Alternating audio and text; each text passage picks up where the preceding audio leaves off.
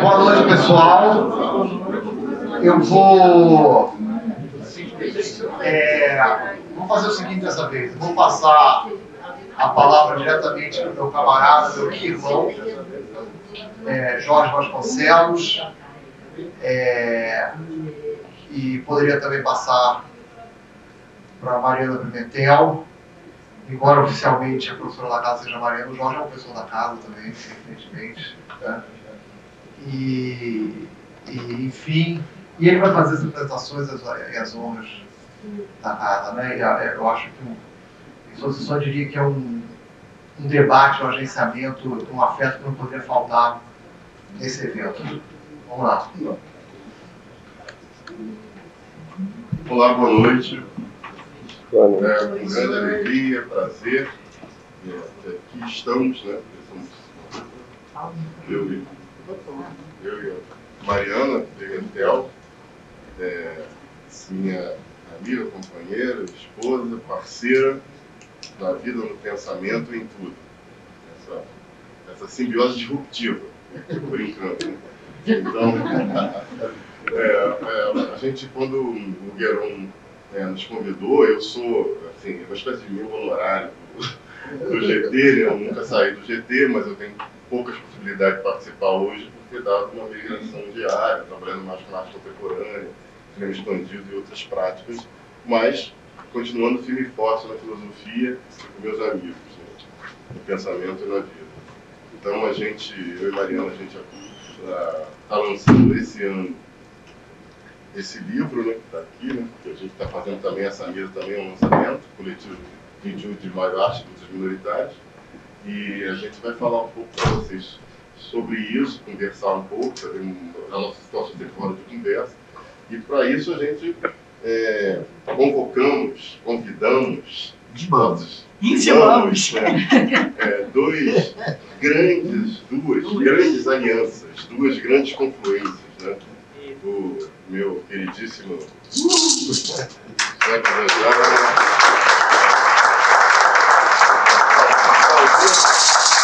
a FIC da aldeia Maracanã, aqui do lado.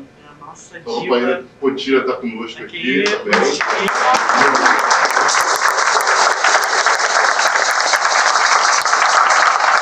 E a nossa querida Indianara Siqueira, que eu espero que chegue. Está vindo. Indianara no tempo dela. E eu disse que ia começar às 7 horas, para já dar uma meia hora a mais de entrada. Para não poder chegar e estar conosco. As nossas alianças, e eu acho que vocês vão, de alguma maneira, perceber de onde está partindo essas nossas inflexões hoje nessa relação, nessa chave geral da arte política e nessa chave, né, digamos assim, particular, para geral particular, que é arte e lutas minoritárias. Lutas essas articuladas com o povo preto, né, os povos indígenas, as lutas das pessoas trans, dissidentes, das corpos, da arte queer. Esse é o nosso campo de trabalho, esse livro. Um curso de artigos que, desde de 2011 a 2021, cujo texto principal, que é uma ação estética política, que é a reflexão conceitual que nós construímos, que vocês vão poder depois a gente conversar. Então, a gente vai para a mesa, vamos sentar um pouco, né, ficar em pé na mesa, e aí eu vou deixar o Zé, porque a gente vai falar o que for possível. Quer falar alguma coisa, Márcio? Não, quando eu me sento, eu falo.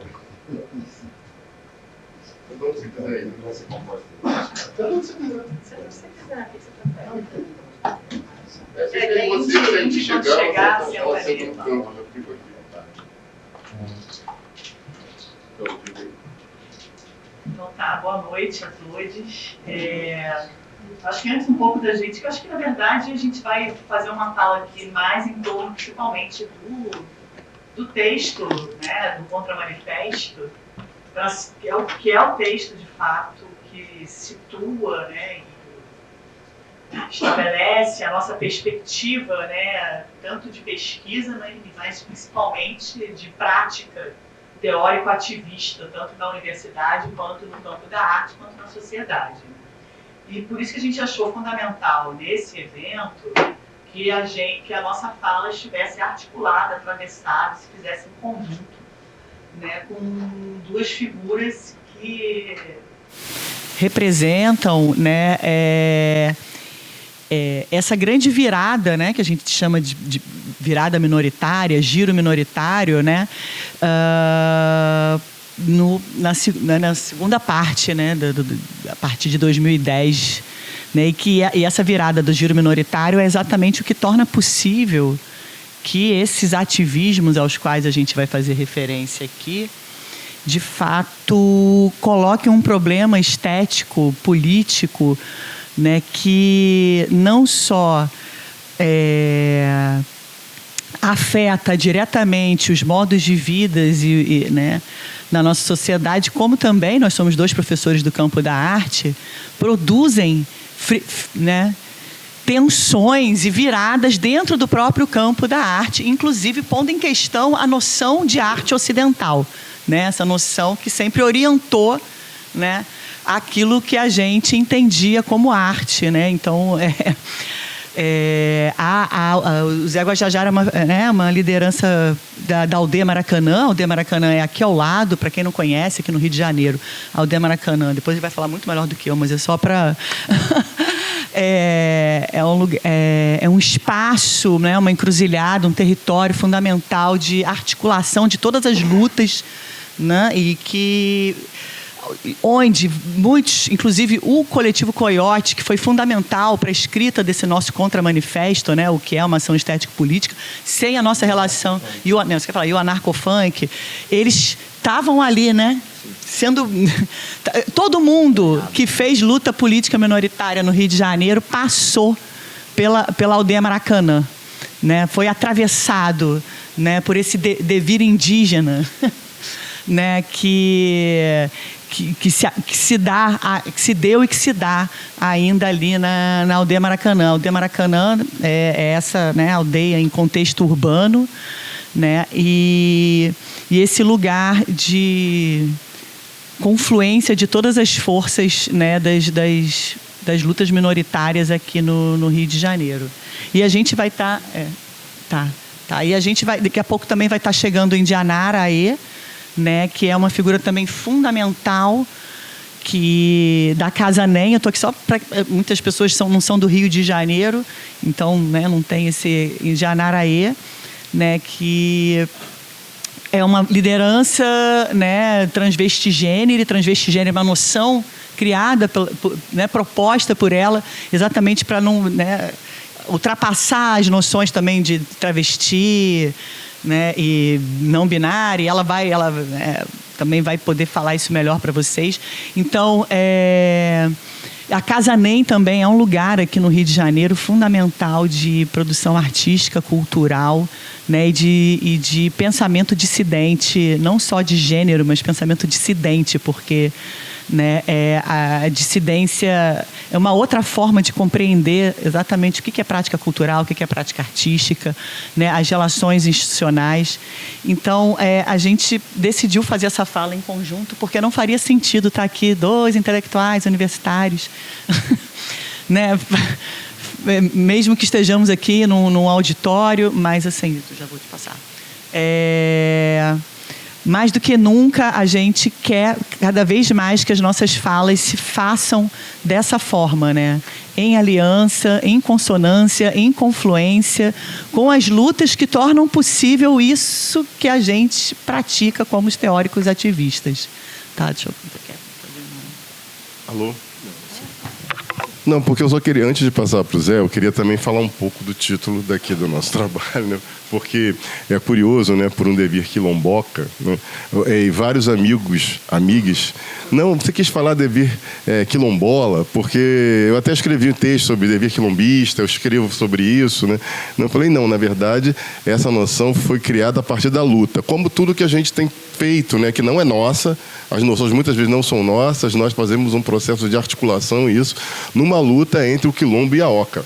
Quilomboca é quilombo e oca, né? Acho que deu para entender. Depois entende o que a palavra quer dizer e a força desse. E a Indianara, que é uma usina de conceitos, ela vai produzindo os conceitos também. A partir do quê? Desde o nosso plano de imanência, ele vem daquilo que a gente faz, de como a gente se articula.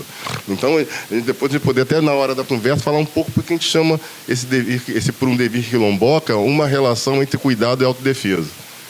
São conceitos que a gente trabalha. Ao mesmo tempo, autodefesa, né, do povo preto, das corpas dissidentes, mas também práticas de cuidado, como essas coisas estão necessariamente articuladas.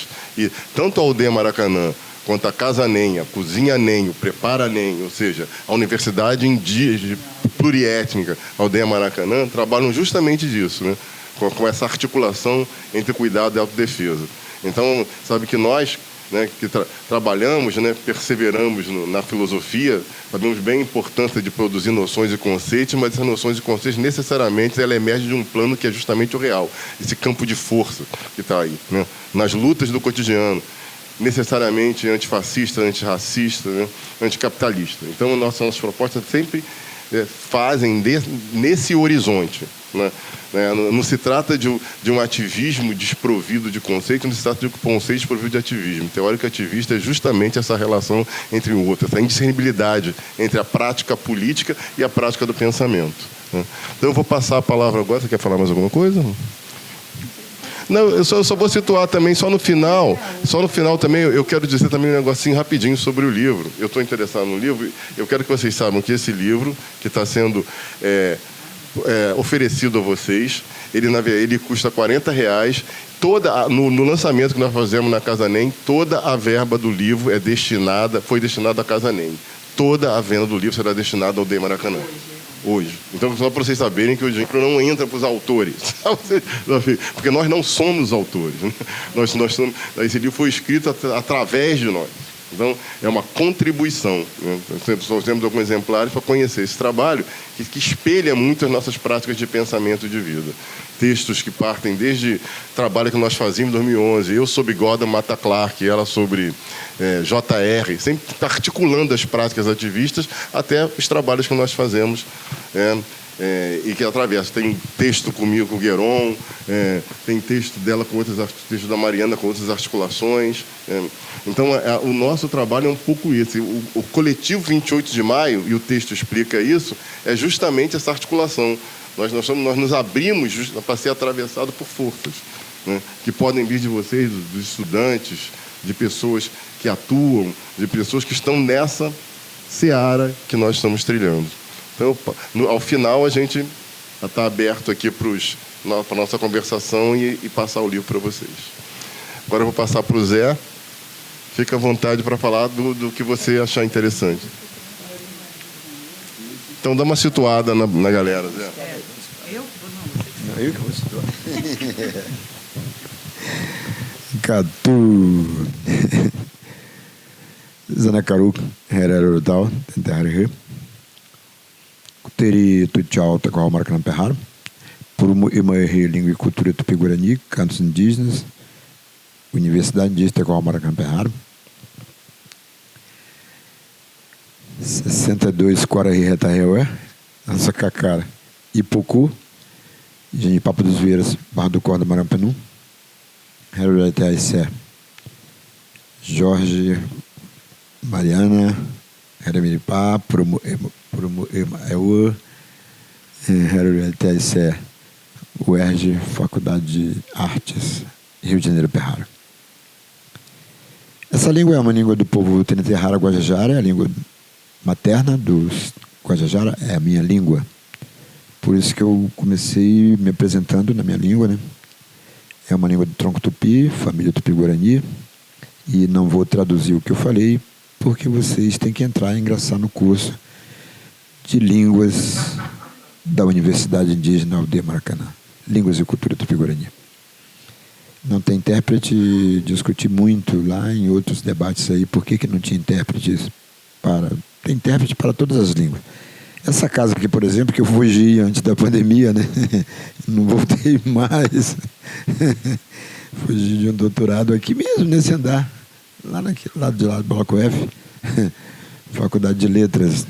Dentro da Letras tem Linguística, e eu vim da Linguística do Museu Nacional UFRJ no mestrado. Ingressei no doutorado. Agora mesmo, conversando com Mariana, né? E ela falou, eu encontrei o teu orientador, o Bruno. Eu falei, caramba, encontramos agora recentemente o Bruno atrás de mim, agora concorrente da reitoria da UERJ. Se não tinha tempo antes, agora o Bruno é que não vai ter tempo mesmo de me orientar. E aí lá no Cefet eu falei para ele pela segunda vez, quando eu estava entrando escondido no auditório do Cefet, não, do Cefet, eu acabei de sair do Cefet aqui em Maracanã. Tanto que eu ganhei até uma bolsinha ali, caneta do Cefet, tudo agora mesmo. E no CAPES a gente estava num debate para a formação do PPP do CAPES, agora, recentemente, 3 meses atrás. E quando eu entrei no auditório, que eu sentei quietinho do lado direito, que eu olhei para o lado esquerdo, quem estava lá, eu quero falar contigo. Aí descemos depois, era o Bruno. E no meu mestrado, Museu Nacional UFRJ, Potira sabe muito bem disso, Marília Falcão Soares era minha orientadora. E andava cutucando, eu só funcionava com um ferrão me cutucando, porque eu achava que só funciona assim, né? Era muito chata a Marília Falcão Soares, mas só por causa disso eu acabei o mestrado. E o Bruno, e tua pesquisa, como é que tá? Eu falei, mas Bruno, pô, professor, mas também deixou o Guajajara Deus dará? Pô, Guajajara você não pode deixar o Deus dará, o Guajajara só funciona devagar. O nome dele é Bruno Deus dará. Mas é isso, gente. Estamos aqui esperando. A Indianara vai entrar. Já deixei a tecadora separada aqui do meu lado. Para ela. O de Maracanã, sim. Eu estava até lembrando, esse ano aconteceu uma coisa interessante, né? Coisa que eu não tinha observado isso. Choveu muito essa semana de ontem, né? Inclusive foi uma chuva danada no de Maracanã, voltei de tudo, deu uma ventania danada. Mas parece que na quinta-feira aconteceu um eclipse. Teve fotos de alguns lugares que não estava chovendo, né? Muito bonito o eclipse. Perguntei a alguns jovens de lá, universitários, né? Que a gente chama os jovens de universitário de Maracanã, se tinha alguma referência nos astros aí. E esse final de semana agora. Porque lá atrás, em 2006, eu lembro muito bem que nos cedeu um auditório, foi o 9º andar, aqui, auditório 91, Faculdade de Filosofia aqui da UERJ. E aquela sexta-feira era dia 20 de outubro de 2006. Eu não posso esquecer porque é o aniversário do nosso advogado, que é meu irmão. 20 de outubro era uma sexta-feira. E dia 21 também não posso esquecer que é o meu aniversário, era um sábado. Falei, caramba, não é que esse ano, o 20 de outubro, naquele 20 de outubro, sexta-feira, nós reassumimos a Aldeia Maracanã, porque criamos ali, fizemos um seminário, discutimos, chamamos esse seminário esse encontro, de primeiro encontro tamoio dos povos originários. E a ideia, a gente não podia falar para todos, porque senão as pessoas mais medrosas não iam, e a gente sabia, a maioria sabia que tinha um núcleo ali que ia, no final desse encontro, ia reassumir a Aldeia Maracanã. E assim fizemos. E era uma sexta-feira, 20 de outubro. E essa semana, o 20 de outubro, cai de novo numa sexta-feira. E...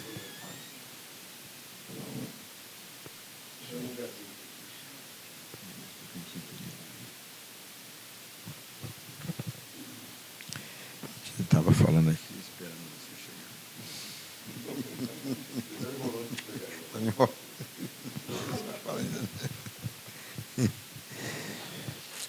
E eu não sei se é os astros, eu não entendo muito de astrologia não, né? E perguntei a alguns universitários, né, se tinha alguma coisa a ver esse ano, se com eclipse, esse negócio todo, se tinha alguma coisa alinhada, porque o 20 de outubro cai exatamente numa sexta-feira. São quantos? De 2006 para cá, são isso, então... Isso. Então, apesar de ter ido já em 2004 na Aldeia Maracanã, nós de fato reassumimos aquele espaço naquela sexta-feira, 20 de outubro de 2006. Então foi uma grande comoção e mais uma vez a gente estava ali justamente com a guarda armada que funcionava ali o laboratório de pesquisa de sementes ligado ao Ministério da Agricultura, né? Lá na Agro. E os guardas vieram tudo armado para tirar a gente de lá e engatilharam a arma e botaram na cabeça de alguns parentes lá, nós conseguimos acalmar eles.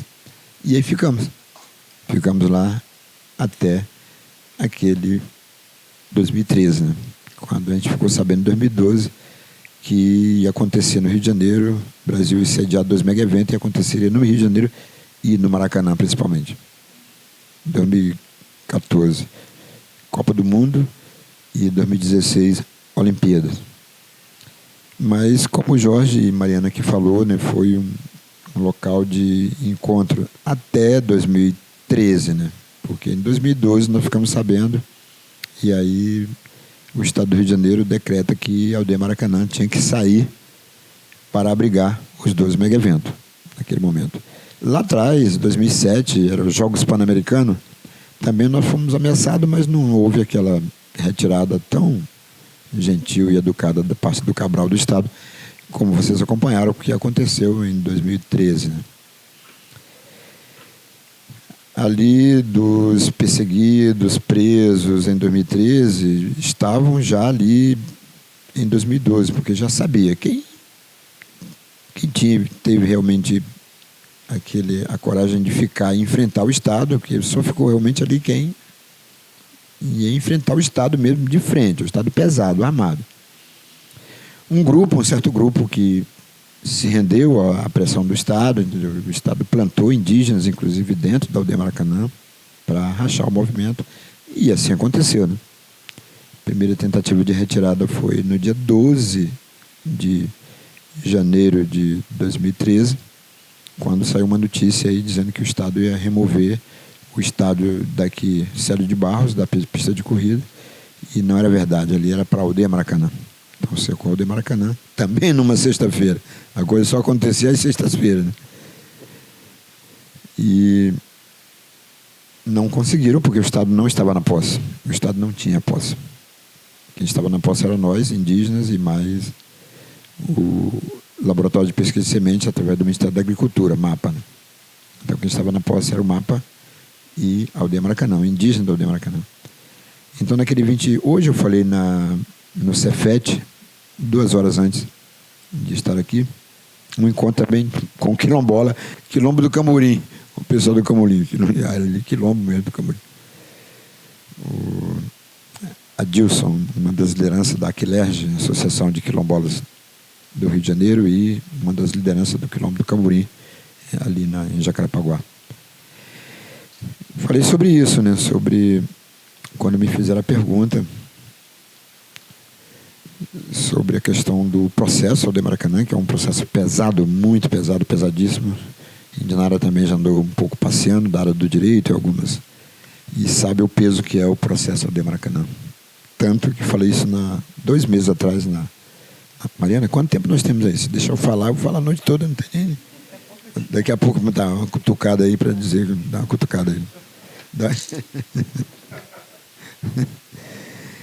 Tão pesado, falei isso 2 meses atrás, num encontro na UAB, com estudantes de UERJ, aqui da UERJ de Direito, e estudantes do campus da UFRJ ali, do campo de Santana, Direito da UFRJ, sobre o processo da Aldeia Maracanã. E eu falei do peso, tão pesado que pesa hoje 1 tonelada 350 quilos.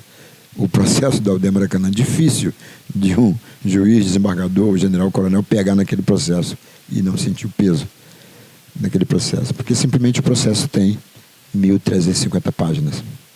1.350 páginas de denúncia. Denúncia de toda a sacanagem que tem feito com as populações originárias ali naquele micro território. E que nos tiraram, retornamos, voltamos. E hoje a gente está aqui discutindo, e também tenho falado em algumas palestras aí sobre os dissidentes, os presos, os perseguidos de 2013, como Mariana falou e Jorge também, que passaram pela Aldeia Maracanã.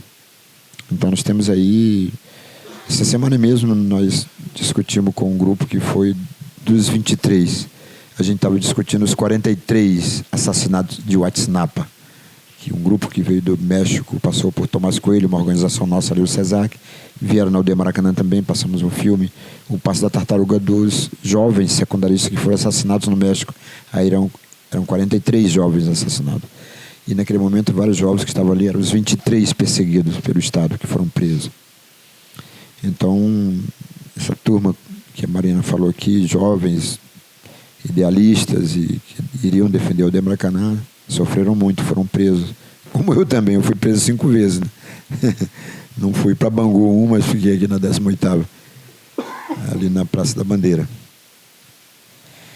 E desses que resistiram, lutaram naquela época, nós temos uma baixa aí que é uma morte, um suicídio meio bem assim, foi o Luiz, a gente chamava ele de codinome Game Over, companheiro da Sininho, Elisa Quadros, e que se suicidou agora recentemente.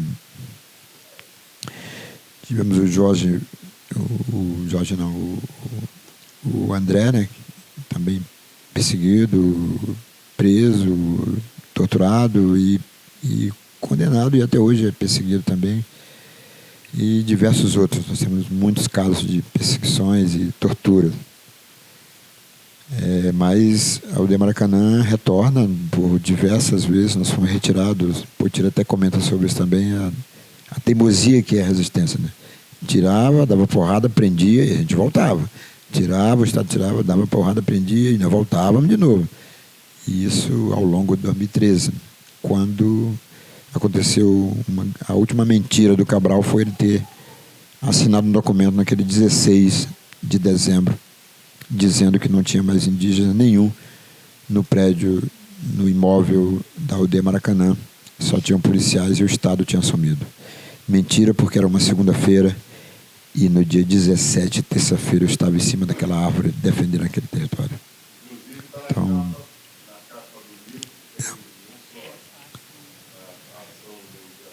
isso. Dali surgiu um documentário de jovens também que estavam lá, de mídia independente, CMI, Centro de Mídia Independente, chamado... Demorou uns 3 anos para ele dar um título e mudar a questão do som lá, alguma coisa lá. Mas saiu finalmente.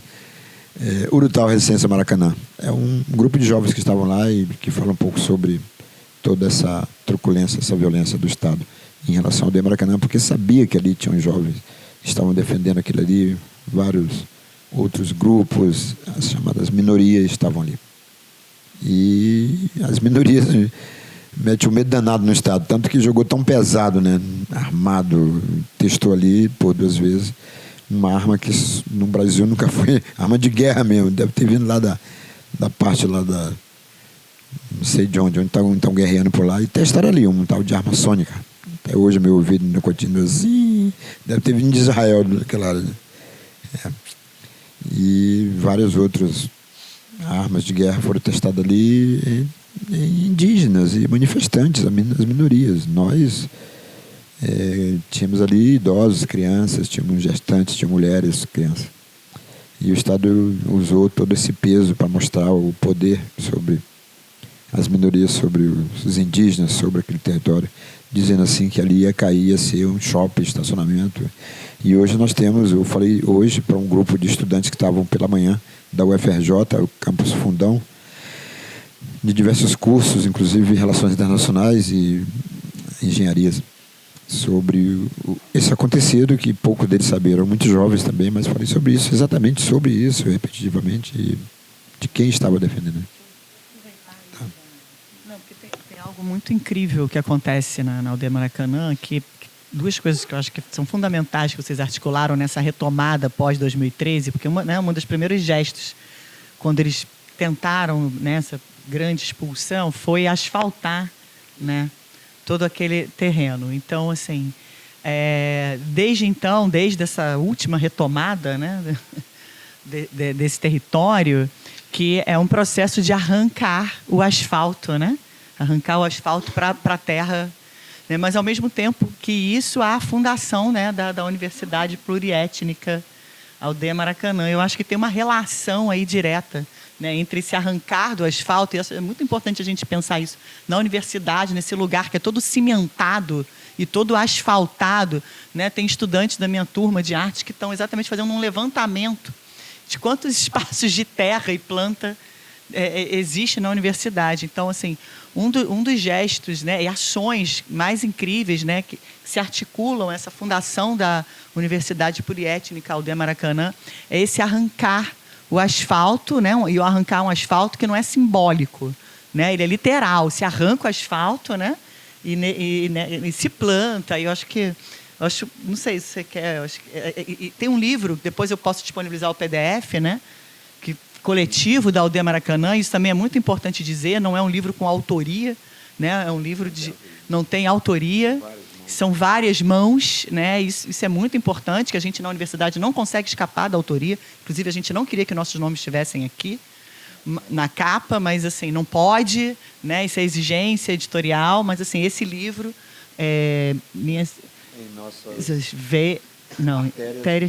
nossas raízes, nossas raízes é de fato um livro coletivo, né?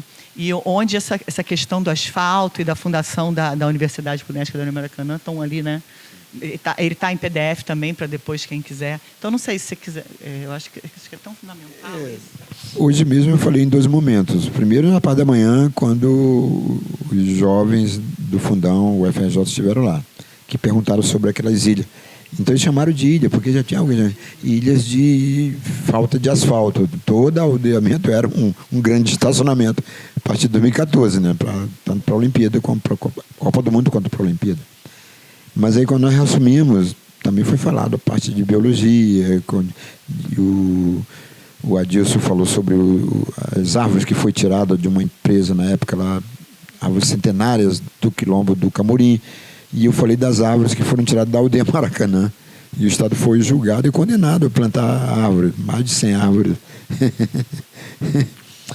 que foi tirada árvores da fauna, da flora brasileira, e centenárias também foram tiradas da Aldeia Maracanã, porque era um espaço ali com mais de um século de pesquisa de sementes, desde a época do Império ali, aquele espaço ali da época do Império. A princesa Leopoldina morou ali, a família real, parte da família real morou ali. E sobre aquelas ilhas que foram tiradas, falei de uma coisa bem interessante também, pouco falado, do Barreira. O Barreira é um camelô que passava por ali em 2012, 2013, sempre falava com a gente, e ele foi preso essa semana, tem uma semana atrás, porque ele encostou numa das palmeiras, fez um gesto lá de que e a palmeira caiu, porque já estava preso, estava podre, bem na estátua do Bellini. Todas as palmeiras colocadas na estátua do Bellini, todas elas apodreceram e caíram, todas. Até muito perigosa, porque caiu uma lá, quase matou um turista lá. Mas o Barreira foi preso porque ele derrubou aquela palmeira, podre. O Barreira foi preso. Levado para a cidade da polícia, inclusive. Um camelô que encostou na palmeira foi preso. E aquelas palmeiras, eu falei hoje, isso aqui no Cefet, um pouquinho antes de eu vir para cá, sobre a condenação do Estado, porque tirou a árvore centenária.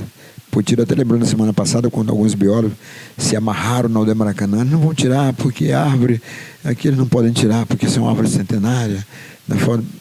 Tiraram e cortaram. O Estado foi condenado a pagar, replantar 100 árvores. O Estado não vou replantar 100, eu vou plantar 1000. Plantou 1000 coqueirinhos em volta do Maracanã e por aí. Esse coqueirinho que você teve, ele plantou. Foi a condenação do Estado, foi essa.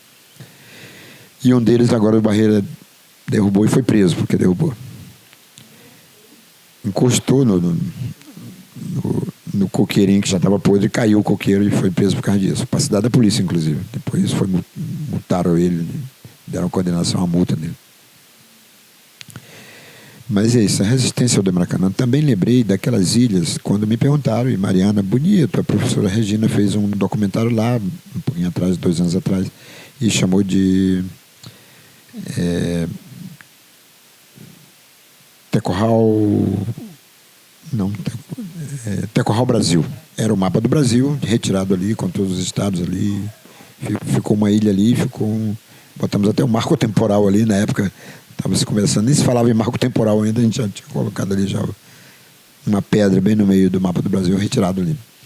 Mas eu já não estou mais tão assim apoiando os biólogos e os jovens que vão para lá retirar o asfalto, porque aconteceu uma coisa incrível ali, né? E nós não temos perna para isso, temos poucas pessoas. Quando você tira o asfalto, nasce um capim assim, que uma semana, ainda mais agora que está chovendo, eu falei, gente, olha, esse capim aí é tão brabo que até a roçadeira que nós temos lá, inchada, coisa que quebra, porque o bicho é brabo. E nós não temos perna para tirar os capins. Então, dá um tempo, deixa o asfalto aí, vamos deixar essas ilhas por enquanto.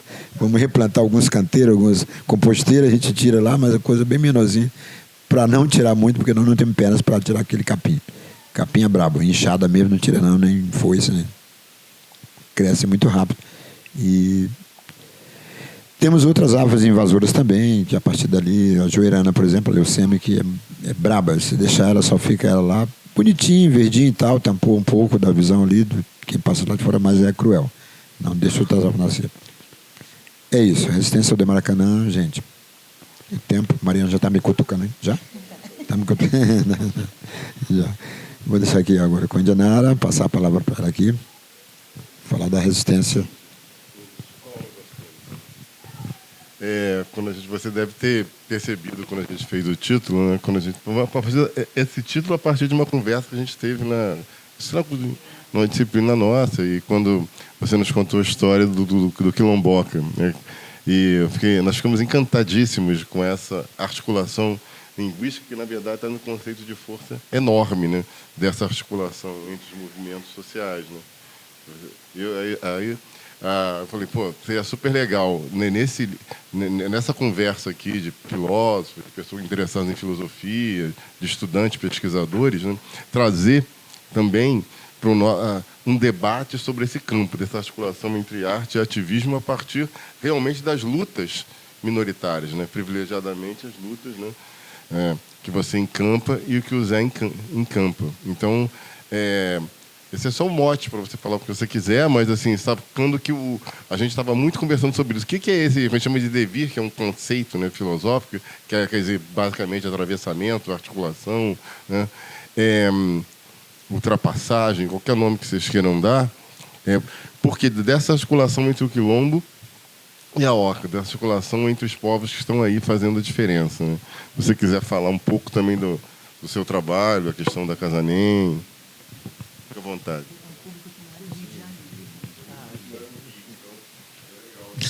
Tá. Eu também não sou do Rio, então. Sou de Paranaguá, Paraná. Lá, Ilha da Cutinga, desses lugares por aí.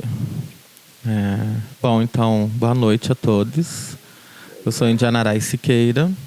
E se não queira também, é o que tem. Né? Então... bom, eu sou... né, a gente vem de uma luta, né, de muitos anos, né, as lutas minoritárias elas não começaram agora, né, elas começam há muitas décadas, né, elas começam antes mesmo de nós que organizamos a luta, né, porque na realidade nós apenas pegamos o que estava sendo lutado e organizamos isso em movimento. Então aí nasce o movimento organizado de travestis e trans, o movimento organizado LGBTQIA, PNM+, a primeira parada, né, do Brasil, que foi a do Rio, que hoje é de Copacabana, e aí foram nascendo. Então, hoje nós temos vários direitos garantidos por conta dessas lutas, né? As lutas minoritárias, né, que são importantes, e a gente entende que, em alguns momentos, as pessoas, inclusive, atacam, né, as identitárias, né, que eles chamam de identitárias, né, as pautas identitárias. Mas é para lembrar que essas pautas elas não são identitárias. Na realidade, elas são estruturantes porque elas fazem parte da estrutura da sociedade. É óbvio que, em algum momento, a gente se junta embaixo de uma bandeira só, né, pela maioria, né, para que a gente avance, para que a gente consiga ir adiante. E tem hora que a gente precisa também dar uma parada e pensar quem forma essa bandeira, né, porque essa bandeira toda... ela também tem uma identidade, ela também traz várias identidades, né? Então, a Casa NEM é isso. A Casa NEM foi chamada sempre de um quilombo urbano e não que me incomodasse, né? Mas por todo, né, o meu conhecimento, por todas as minhas lutas, também eu venho da luta indígena. E aí, muitas vezes, ficava esse incômodo de porque sempre se fala que somos todos negros, todos da população negra, mas sempre quando são as lutas indígenas, a gente não vê, né, todo mundo junto, todo mundo na mesma luta, todo mundo encampando as lutas indígenas, né? E quando a gente se fala em racismo, quando a gente se fala em várias dessas outras questões, né, que não são as xenofobias mesmo contra os povos indígenas, a galera está mais junto porque justamente o povo indígena foi muito massacrado, né, genocidado. Então, é uma minoria, não está lutando por trabalho, não está lutando para o mercado formal de trabalho, para essas coisas todas que a galera luta, né? Então, quando falam, mas é uma galera, um bando de vagabundo que quer ficar ali sem fazer nada, né? E aí quem está falando que é um bando de vagabundo que quer ficar ali sem fazer nada são os grandes empresários que também ficam sentados explorando a mão de obra, né? A realidade é isso, porque a realidade dos senhores de engenho, dos donos de fazenda também era isso. Eles falavam que a galera indígena, que a galera preta que tinha sido libertada agora não queria fazer nada, era um bando de vagabundo, mas eles estavam sentados nas redes, deitados nas redes, falando que essa galera, ou seja, eles também não queriam pegar no pesado, não queriam trabalhar, não queriam fazer nada. Na realidade, eles queriam explorar a galera. E tem esse diferencial, né, entre as lutas, né? Porque quando a gente fala do capitalismo, né, a gente fala isso, né? A galera luta para entrar para o mercado formal de trabalho, né? E a galera indígena não quer mercado formal de trabalho, quer guardar suas terras, quer viver a vida, entendeu? Sabe? E viver a vida é justamente isso, ter o básico, a gente não precisa acumular, a gente não precisa guardar, sabe? Ter armários supermercados para guardar comida, quando a comida nasce nas árvores, né? É plantada ali no chão, né? Então, tem esse diferencial. Então, é muito complicado quando você começa a falar, né, nessas lutas, né? E a galera sempre fala para mim isso, né? É que você não quer nada da vida. Não, eu quero a vida. É diferente, eu quero a vida, eu quero viver a vida, né? Eu não quero trabalhar para o capital, produzir riqueza para os outros e morrer, né, sem direito à aposentadoria, que daí, trabalhou não sei quantos anos, mais de 40 anos, aí agora vai se aposentar. E vai se aposentar com, né, antes era 65, que eu já acho o cúmulo. Né? Imagina 70, que já não vai mais nem poder se aposentar, né? Já vai morrer. E aí a partir de 65, 70, você já está como? Né? Hoje até que a gente está envelhecendo melhor, né? Está envelhecendo com mais saúde, já estou com 52, já estou indo para 53, né? Mas a galera também não envelhecia com essa qualidade de vida melhor, né? Então, aí o que você ia aproveitar depois da vida, né? Depois com essa aposentadoria, né?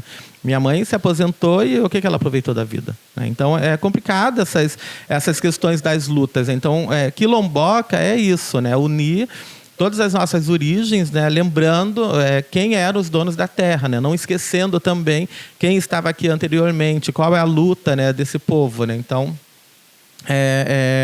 a gente entra nessas questões, né, quando a gente conversa muito sobre origens, né? Quando a gente fala então sobre a galera trans, a gente traz a galera LGBT indígena, que traz todos os recortes de que nem se falava LGBTs, né? Quem trouxe esses contextos todos foram justamente os colonizadores, né? Os invasores, né? Então, por todas essas questões que a gente pensa, como é a retomada de um território, como é que a gente vai fazer essa retomada de território, né? Como é que a gente vai respeitar quem está lá nas aldeias e que aí a galera vai lá e aponta o dedo, olha, mas está na aldeia, mas você tem um iPhone, sim, sabe? Você não tem nada, sabe? Então a galera que me contesta, nossa, mas você é indígena, mas você não vive de cocar, você não usa as pinturas. Eu falo, eu uso quando eu tô com a galera, quando eu quero, entendeu? Sabe?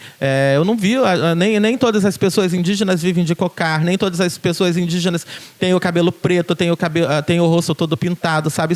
Isso é coisa mais da cabeça do outro, entendeu? Que nos vê nesses lugares e que esquece que nós já somos também um povo que vive em contexto urbano, que teve seu histórico apagado, que teve sua cultura apagada, que teve sua língua apagada, que lhe foi roubado, inclusive, seu histórico de antepassados, de ancestralidade.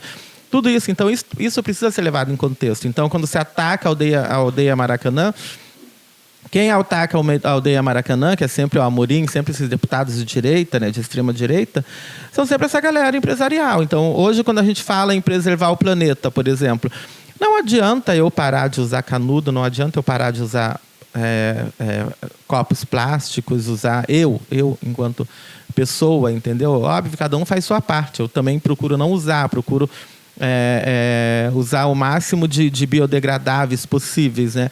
Mas não é a minha ação enquanto indivíduo que vai mudar, que vai salvar o planeta. Não vai salvar. A gente não vai salvar o planeta. Parem de achar que a gente vai salvar o planeta deixando de usar canudo plástico, deixando de usar copo plástico, porque não vai salvar. Ele está condenado enquanto o capitalismo existir. Porque quem está explorando, quem está fazendo tudo isso são as grandes empresas, é o capital. E eles não querem saber se você vai deixar de usar plástico ou não. E se todo mundo deixar de usar plástico, eles vão achar uma maneira de explorar, entendeu? Alguma coisa para explorar o planeta. Enquanto a gente não acabar com o capital, a gente não vai ter uma luta que seja coletiva, que seja uma luta comunitária, que seja uma luta que pense nos indivíduos, todos fazendo parte de um mesmo sistema, de que a gente vai morrer, que daqui a 110, 130 anos ninguém mais vai lembrar da gente, a não ser quem tenha registros, alguma forma de registro que as pessoas vão lembrar, que outras pessoas estarão sentadas aqui nos lugares de vocês, que outras pessoas estarão na casa de vocês. Isso já é contado várias vezes, a gente já sabe disso. Sabe? A gente sabe o que nós queremos para agora, sabe? Como nós queremos existir nesse momento. Qual é a liberdade que nós queremos nesse momento? É viver. A gente precisa viver a vida, né? A última vez que eu trabalhei, de trabalho formal, foi quando eu fui assessor do Jean, e eu, na reunião que foi para a contratação da assessoria, quando me chamaram, eu disse, mas eu não sigo regras de escritório, não sigo horários de escritório, né? Então, assim, já começamos por aí. Não preciso também do salário, etc. e tal, porque eu vivo muito bem como eu vivo e tenho todo um ativismo aí que complica para vocês. Eu boto o peito para fora, né? Essas coisas todas. Então, não sei bem se eu seria uma pessoa indicada para ser assessora de um deputado. Não, mas é isso mesmo que a gente quer. Né? E aí tá, ok, então vamos contratar. Na primeira reunião depois da contratação e na assessoria foi justamente a questão do peito para fora. Falei, bom, primeiro pedir demissão, né? Então, né? E aí já começaram as questões mesmo.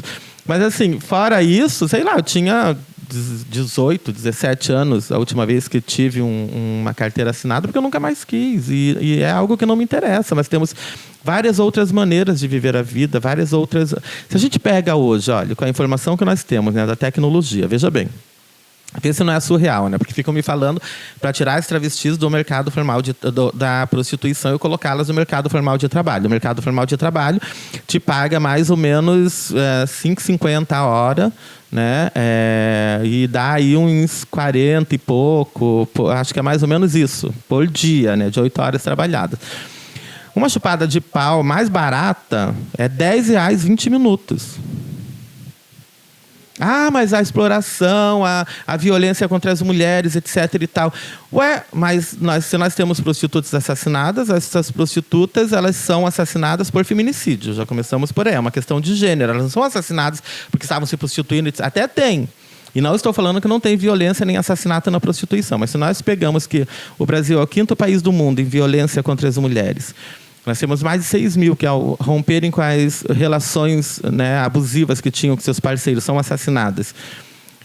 E nós temos esse quantitativo para criar políticas públicas nesse sentido, de segurança para as mulheres, e a gente vai pegar as prostitutas assassinadas, a gente não tem esse número. A gente não tem um número expressivo para criar uma política pública contra prostitutas assassinadas, contra a violência nesse sentido, porque é uma violência estrutural, que vem da estrutura, que é do patriarcado, que é do machismo, que é do capital. Entendeu? Então, nós não temos. E se nós não temos, eu posso dizer, então, que num país como o Brasil é mais seguro ser puta do que esposa. As mulheres estão mais seguras no puteiro e nos lugares de prostituição do que em seus lares, onde elas estão sendo assassinadas. Aí vai falar sobre o banheiro. O banheiro, para que travestis não podem entrar no banheiro porque as crianças, as mulheres estarão em risco. Só que são 70 mil de estupros nos lares brasileiros. Os pastores estão estuprando. Você não vê a todo momento notícia de travestis transexuais, ou de homens mesmo, não vou nem falar de travestis trans, de homens que se travestiram para entrar em banheiro para estuprar. Então a gente vive um pânico, sabe? Um pânico social, um pânico contra justamente essas minorias, contra essa galera toda, entendeu? Agora, o povo em voga agora é o povo indígena. Agora se voltaram, mas o povo indígena continua sendo massacrado nas aldeias. Não é porque Lula entrou, porque o governo Lula entrou, que tudo isso acabou, não. Continuam sendo atacados, sabe? Os lugares dos povos originários continuam sendo retirados. A gente continua tendo escravidão moderna, a gente continua tendo trabalho análogo à escravidão. E aí se falam já que o trabalho é análogo à escravidão e que a gente está lutando para condições melhores de trabalho, como é que você quer que eu tire aquelas que estão até numa condição melhor de ganho para colocar para ganhar 1.300 e acho que é 9 agora o salário, 1.320 é o salário mínimo, para ainda com todos os descontos vai ficar aí com uns 800, com uns 900, né? E sem muitos direitos futuros, né? E aí as garantias da CLT que já não tem mais. Né? E aí vamos então fazer o empreendedorismo LGBT, que é outro braço do capitalismo, que é outra vez que ninguém vai virar empresário e vai contratar outros seres humanos para explorar. Então, na realidade, é isso. Aí vem empreendedorismo, vem todas as farsas que eles contam. E todas essas questões não nos levam, não nos dizem respeito. A gente poderia dizer isso. Entendeu? E essas questões não nos dizem respeito enquanto povos originários, descendentes dos povos indígenas. Sabe? A nossa luta por território, luta para viver a vida, entendeu? Sabe? E nós temos essas questões que implicam. Aí começa uma galera a acusar a outra. Assim, a culpa do que foi um fratricídio aí que aconteceu nas lutas que tivemos, nas lutas que organizamos. Não é porque vocês se deixaram cooptar por outros. E aí nós temos várias acusações sobre 2013, aí nós temos várias questões para resolver sobre 2013. E nós temos, sim, 2006, foi muito importante. 2016 foram épocas muito importantes, porque houve, inclusive, um golpe que foi muito complicado ali a resolver. Mas nós tivemos Olimpíadas, tivemos Copa do Mundo. Tudo isso que afastou pessoas de seus territórios. Tivemos barragens que não eram para serem construídas e que foram construídas. Tudo isso em prol do desenvolvimento, em prol do futuro, né? A gente tem também as nossas vozes que muitas vezes não são escutadas. Então, às vezes, também colocar tudo embaixo da mesma bandeira para se unir a uma só bandeira, quando essa bandeira está bem hasteada, bem levantada, entendeu? Quem é que ficou segurando o mastro? Né? Quem é que segurou? Quem é que fortaleceu? Né? Isso é muito complicado. Né? A gente vê questões... Se a gente fala que aqui a gente conseguiu barrar o marco temporal, mas na Palestina está em voga o marco temporal. As pessoas não querem dizer isso. Né? As pessoas só falam Hamas. Se vocês não condenam o ataque do Hamas a Israel, então vocês são a favor dos terroristas. Gente, não é assim. Não é bem assim. Né? A gente tem que entender que existe ali uma tomada de território, uma briga que é mais antiga, uma promessa de colonizadores que foram lá, que dividiram tudo, né? Que fizeram promessas depois da Primeira Guerra. Nós temos a Inglaterra, nós temos agora Estados Unidos, que está indo lá com todos os armamentos. E, afinal, Israel é o quinto país em tecnologia armamentista do mundo. Entendeu? Então, falar que não tinha nenhuma noção que ia ter um ataque do Hamas, né, é complicado. E a gente sabe agora o que isso está levando, a gente sabe que Netanyahu já queria acabar com o jurídico porque queria ser condenado mesmo. Né? Todas essas questões precisam serem discutidas. É muito raso você simplesmente falar terrorista e ser antisionista, ser contra essa dominação de Israel. Né? Ser antisionista não quer dizer ser antissemita. São coisas completamente diferentes. Você é contra uma ocupação, sabe? Um projeto de ocupação, de colonização, de retirada de terras das pessoas, de violência, de guerra, contra um povo que não tem a tecnologia, não tem nem como se defender direito, e um outro que tem, sabe? E isso precisa... E não existe outra solução. A única solução é 2 estados existindo, lado a lado, ou a paz naquela região com os estados se juntando e, de repente, formando um só, chegando o que seria um sonho, né? Mas o que é praticamente impossível. Né? Então, essa região vai ser sempre explorada por conta da guerra. Assim como a gente fala das aldeias indígenas, é isso que aconteceu. Né? Foi trazido uma galera também para ocupar, para fazer a tomada, para fazer a exploração daqueles territórios. Como é que você vai tirar essa galera hoje? Como é que você vai tirar todos os filhos desses colonos, dessas pessoas que foram trazidas do sul, dessas pessoas que foram trazidas de outros lugares para ocupar terras indígenas, que foram levadas de outros lugares para o sul para ocupar terras indígenas, de terras que foram ocupadas, que foram colonizadas? Como é que você vai resolver essa situação agora? Como é que você vai ter em cofre público para indenizar. E não estou nem falando de grileiro. Não estou nem falando de grileiro, aí que tem os maiores, né, grileiros do Brasil aí. Mas não estou nem falando da galera que é grileira mesmo. Estou falando da galera mesmo que foi lá, construiu sua casa, sua agricultura familiar, sabe? Eu estou falando dessa galera. Como é que você vai resolver? Vai entrar em conflito. Porque existe uma galera... E aí existe essa galera que daí pensa em ouro, em diamante, em metais, em bauxita, etc. e tal. E existe uma galera que fala, a gente não come nada disso. Isso não nos interessa, isso explora a terra, isso empobrece a terra, isso mata rios, isso destrói a natureza, sabe? Então, quando a gente fala dessas questões, uma galera que não entende o que é nascer com o pé na terra, tomando banho no rio, acordando de manhã com orvalho, sabe? Tudo isso não vai entender. Sabe, uma galera que nasceu já tomando Yakult, Danone, sabe? Não foi lá pegar uma fruta no pé. Não, você fala que do pé de jabuticaba, as pessoas pensam que o jabuticaba é cacho. Nem sabem que o jabuticaba nasce em todo o pé, sabe? Elas não sabem, elas acham que é tudo aquilo que é vendido ali no mercado. Elas sequer entendem o que é um pé, a diferença de mandioca, a diferença... Vai tudo morrer. Se for para a mata, vai tudo morrer, porque vai comer mandioca, entendeu? Vai comer mandioca, vai morrer todo mundo, entendeu? Você tem que saber a quantidade de pontas na folha, tudo. Essa galera não sabe, entendeu? Então, quem não sabe, é como se você falasse de uma vida que, sei lá, foi há séculos atrás, há décadas atrás, entendeu? A gente ia lá arrancar a mandioca, entendeu? Saber o que era venenoso, o que não era, o que era empinho, o que era fazer o biju, o que era torrar a farinha ali na fornalha, entendeu? O que era ralar o dedo, porque, né, coloca ali para ralar. E quem rala ainda na roda mesmo, entendeu? Vai o dedo, às vezes vai um pouquinho ali, junto com a farinha, vai um pouquinho do teu também. Comiam também um pouquinho já, meio que canibal ali. Né? Mas é isso, e quando chegava aquelas rodas elétricas maravilhosas, pra gente era... Imagina, a gente socando café no pilão, entendeu? Tudo isso. Quando chegava o moinho manual... Nossa, era um avanço. Imagina elétrico, então. Então, hoje, quando a galera fala para mim também, não, vamos fazer... vamos fazer um fogão a lenha, não sei o quê. Eu não quero mais. Na minha casa, eu não quero mais. Eu tenho as panelas elétricas. Eu vou lá, ligo, dou 30 minutos pro feijão, acabou-se. Entendeu? Tá cozido, não perdi meu tempo, não fiquei olhando nada, fui ler um livro, fui ver alguma coisa, fui aprender alguma coisa, sabe? Joguei as coisas tudo na chapa, fiz tudo, acabou-se, tudo pronto, no minuto, você colocou, nada queimou, não precisei perder meu tempo para ficar. Essa é uma escolha minha. Mas tem pessoas que gostam, que querem. Mas é que a comida feita no fogão a lenha é mais gostosa. Nada, ela só tem o gosto de fumaça.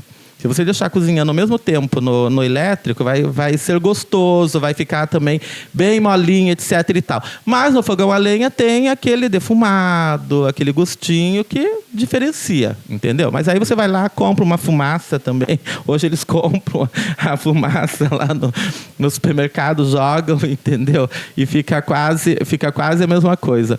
Mas é disso, assim, é falar que quais são as lutas, né? E aí vem as lutas das travestis das trans, entendeu? Que eram no início, há 30 anos atrás, há 40 anos atrás, já não são mais as mesmas questões, entendeu? A galera estava brigando por peito, por silicone, entendeu? Por padrão, entendeu? Sabe? Para ser mulher trans, travesti. As feministas estavam jogando ferro fora e brigando para não apanhar, e as travestis estavam pegando ferro para ter um marido para chamar de seu, porque era isso que era ser mulher, entendeu? Ele me bate, mas é porque ele me ama, sabe? Todas essas questões. Então, assim, foi entrando em atrito, e a gente chega onde a gente chega hoje. Então, quando a gente chega numa questão das pessoas não binárias, né? É isso, é a revolução, aí é a evolução e é a base, né? Porque se a gente pensa que é algo moderno que está existindo agora, na realidade não, é o antigo. Porque o binário é que foi inventado, não foi o não binário que foi inventado. Foi o binário que foi inventado. Foi o que é ser mulher, quando foi inventado o que é ser mulher para subjugar as mulheres, começaram a se nascer todas as discriminações. E aí começaram as divisões, entendeu? Então, vamos criar banheiro para... Não, vamos ensiná-los a não estuprarem, a não violentarem, entendeu? A ter um futuro melhor, a ter um... Porque como é que vão viver as feministas que pregam tanto contra o homem, contra o masculino, contra quem tem pênis, etc. e tal, quando elas casam com homens? E quando elas têm filhos homens? o conflito que entra. Se a gente continuar no mundo dessa maneira, dividindo, separando, entendeu? Quando a gente precisa eliminar o que foi uma estrutura que foi inventada, a gente precisa eliminar essa estrutura toda que foi inventada para construir uma nova, livre, igual, com outros ensinamentos. Porque se você pega aqui, criamos o Preparanem, eu não quero entrar em universidade, eu acho que as universidades não têm nada para me ensinarem. E não falo isso com arrogância, não. Eu falo porque, se nós sabemos hoje que tudo isso é uma mentira, que esse conhecimento não veio da Europa, veio de África, veio do Egito. Seu pai da filosofia não era Platão, Sócrates, nenhum desses. Entendeu? Se da medicina era uma mulher negra, egípcia. Se hoje nós sabemos tudo isso, como é que eu vou sentar numa escola e numa universidade e ler todos esses livros que falam de Platão, de Sócrates, de não sei o quê, entendeu? Sabe? Como é que eu vou ler Marx se era um boy lixo? Não tem como. Sabe? Não tem como. Entendeu? O cara trepou com a empregada, bom, serva, né, como eles falavam, etc e tal, teve filho, não assumiu. Se a gente coloca nos termos que nós usamos hoje, boy lixo. Entendeu? Que não assumiu o filho. De repente, se tivesse pensão já nessa época, não estaria pagando pensão, porque ele gastou todo o dinheiro da mulher com que ele casou por dote. Né? Ficou recebendo de Angel para quem ele escrevia os textos. Então, assim, né? Se a gente for levar, tipo assim, quantas pensão Marx pagou? Né? Entendeu? Sabe? Então, tem todas essas questões. Então, assim, como é que eu vou sentar a galera em bancos escolares e ensinar tudo isso? Sabe? Ensinar, se não se fala de Carolina de Jesus, se não se fala de um monte de mulheres negras que lutaram, inclusive, contra os holandeses no Brasil, sabe? Só homens. E quando são os homens, são o quê? Os colonizadores, os bandeirantes. A gente não fala, os bandeirantes que foram desbravar. Não, eles mataram, eles assassinaram povos indígenas. É dessa maneira que tem que ser contada. Sabe, essa galera escravizou.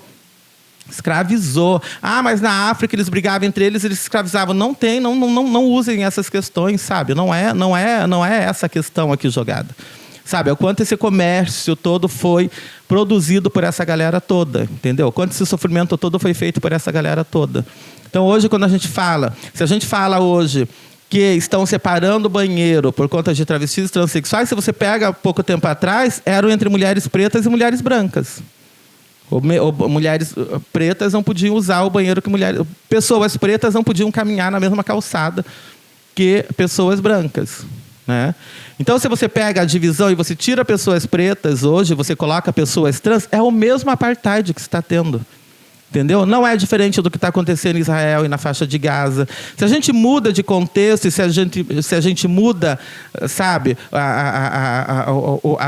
o problema, sabe, numa outra visão, são os mesmos apartheids, esses micro, sabe, que vão acontecendo e que vão levando uma galera que se identifica mais com isso, mais com aquilo, a se juntar. Então, quando a gente pensa hoje que... E aí, falando da grande bandeira, né? Se a gente imaginar hoje que se a gente começar a se dividir, não, nós, trans e travestis, vamos brigar para cá, pessoas não binárias aqui, pessoas pretas ali, pessoas indígenas ali, entendeu? Operários, trabalhadores, mulheres, estudantes, e vamos separar as lutas e vamos começar, cada um a querer ter voz. A gente vai para o mesmo lugar que tivemos em 2016. Porque eles não estão fazendo isso. Eles estão todos juntos. Todos se juntando. Então, nós temos que ter em mente que, sim, as lutas identitárias elas precisam ser respeitadas, a autonomia de cada povo, a autonomia de cada grupo precisa ser respeitada, mas nós temos um país ainda para ganhar. Ele não está ganho. Nós temos um poder para manter. E quando eu falo em poder, é esse poder mesmo. Lá em Brasília, o poder legislativo, já conseguimos. Já temos 2 travestis lá dentro brigando. Entendeu? Sabe, nós já temos uma galera LGBT em câmaras municipais. Nós já temos uma galera por aí. E a gente tem que unir isso, a gente tem que levar isso, fortalecer isso, sem esquecer das lutas identitárias, sem esquecer da autonomia dos povos, sabe? Sem esquecer o que é necessário para cada um. Mas nós precisamos ter em mente que nós ainda vivemos embaixo de uma mesma bandeira, em um mesmo país, até que a gente derrube todas as fronteiras, até que seja um povo só no mundo todo, talvez muitos de nós aqui não vivam para ver. A gente espera que isso aconteça. A gente espera que o capitalismo caia, porque o capitalismo ele está falido. A única coisa que mantém o capitalismo em pé são as guerras. A única coisa que mantém o capitalismo respirando são as guerras, mundo afora. É isso que mantém o capitalismo funcionando. 1 minuto de guerra são 3 milhões de dólares. 1 minuto. Então vocês multipliquem por 60. E aí você multiplica por 24, você multiplica por 30 e você multiplica por 365. Estados Unidos manda todos os anos, desde 1966, para Israel, 3 bilhões de dólares. Todos os anos. De nada. Todos os anos. É assim. E aí nós temos todas essas questões que... se você é Rússia, então você é a favor do massacre na Ucrânia. Mas sabia que o Hamas odeia LGBTs? Sabia que eles matam gente como você? Gente, é muito raso fazer o debate por aí. Sabe? É muito raso fazer um debate. Usar as questões identitárias daí para quando você quer resolver problemas maiores que acontecem no mundo. Aí a galera sabe usar. Porque... Sabia que Fidel, eles mandavam matar, eles mandaram LGBTs para o campo de concentração? Sim, mas você já foi em Cuba. Entendeu? Você sabe tudo que foi praticado contra Cuba, que vem sendo praticado até hoje? Sabe? Você vê quanto Cuba manda de médicos, o ensino público, tudo que acontece, que se eles não tivessem esse bloqueio, eles eram bem melhor, e talvez tivessem... É porque não querem que se espalhe pelo mundo. Venezuela, podemos ter várias questões com Maduro, entendeu? Mas a gente sabe muito bem que o que está ali em jogo, 30 bilhões, né, de litros, né, de petróleo, né, que tem. Né, o maior, né, fonte que tem ali, que é isso que querem. Que é isso que quiseram nós, que é isso que conseguiram destruir. E nós tivemos que fazer outra vez alianças para voltarmos. Olha, a gente sabe que depois de Pereira Passos, quem mais afastou pessoas de suas localidades foi pais. Né? Como é que você fala para uma pessoa como eu, que é das lutas, que vai lá, arrebenta cadeado, coloca a galera para dentro, toma prédio, entendeu? Que está num partido hoje que é o do governo, né? Que é vereador e cadeira roubada, enfim, todas as questões que a gente tem que discutir, para fazer parte de uma secretaria com uma pessoa como essa. Impossível, assim, não tem como. Tudo que me ofereceram aí, a gente vai te dar uma superintendência aí no governo do estado, no Cláudio Castro. Eu falei, para eu ser exonerado no outro dia, né? Porque assim, né, o cara abriu a boca ou entrou na favela, eu vou estar contra. Então, assim, não vou estar ali, não, tudo bem, mas agora estou no governo, não. Então, assim, qual é o cargo que vocês querem me dar mesmo? Se tem certeza? Só se for para vocês passarem vergonha, entendeu? Porque no outro dia eu estou já... Né, explanando. Então, assim, não tem essa, não tem como. Aí, vamos resolver tua questão, então, lá em Brasília. Vamos lá resolver tua cadeira, blá, blá, blá. Vamos para essa secretaria aqui. Copaz. Ou seja, eu sou de ocupações, eu rebento cadeado, vocês querem me colocar com um cara que tira a casa das pessoas, que, sabe, não tem como. Sabe, não tem como, assim, algumas alianças, elas não tem como. Eu deixo correr, eu deixo que aconteçam, entendeu? Mas eu não vou fazer parte. Algumas alianças, realmente... Não tem como a gente fazer, entendeu? Então, assim, se unir enquanto trabalhadores, enquanto tudo isso, as identidades todas, os povos indígenas, tudo que nós precisamos nos unir para formar a força, é uma coisa. Né? Dar lugar para exploradores, tudo estarem no poder e continuarem praticando tudo aquilo contra o que a gente está lutando, não tem como. E Quilomboca traz justamente esse conceito, entendeu? Quem a gente une? Quilomboca é isso, une o quilombo, a oca, une a galera toda, entendeu? Embaixo de uma mesma bandeira, para que a gente siga em frente, para que a gente continue vencendo. E já não é mais... Eu costumo falar isso, né? A gente está indo para a finitude, né? Eu já passei dos 50, né? Já ultrapassei várias marcas aí que já não deveria ter ultrapassado. Então, agora só falta da minha família que... aos 80. Até fui perguntando para a inteligência artificial, quando eu tiver aos 60 anos, como eu vou ser? Aí mostra a minha imagem. Quando eu tiver com 70 anos, como eu vou ser? Mostra a minha imagem. E quando eu tiver com 80 anos, como eu vou ser? Aí mostrou uma planície e um céu. Eu falei, então aos 80 eu já não vou mais estar aqui.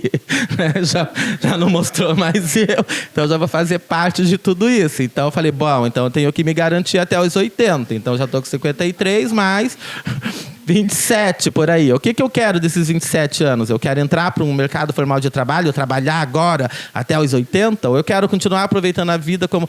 Quando veio uma galera falar para mim que a gente foi na França, a gente foi não sei o quê, e estão vindo falar agora, assim, aos 50, 60 anos, entendeu? Fala, ainda bem que eu fui para lá, né? Eu tinha 23, 24, né? Eu viajei, corri mundo, né? Levei minha profissão, era ser puta. Então eu podia armar meu escritório em qualquer esquina, né? Acho que até no Kilimanjaro, se eu armasse uma tenda, não tinha problema nenhum, né? Não ia passar fome, né? Então eu vivia a vida, e aí a galera vivia a vida. E foi o único trabalho que me libertou do capitalismo, que me deu toda a liberdade que eu tenho de contestar, inclusive, a humanidade, de contestar as hipocrisias da sociedade. E aí a galera vem querer que eu vá trabalhar por R$ 1.300, não paga, né, o quarto, se eu fosse querer morar num quarto hoje, entendeu? Não paga um quarto, né?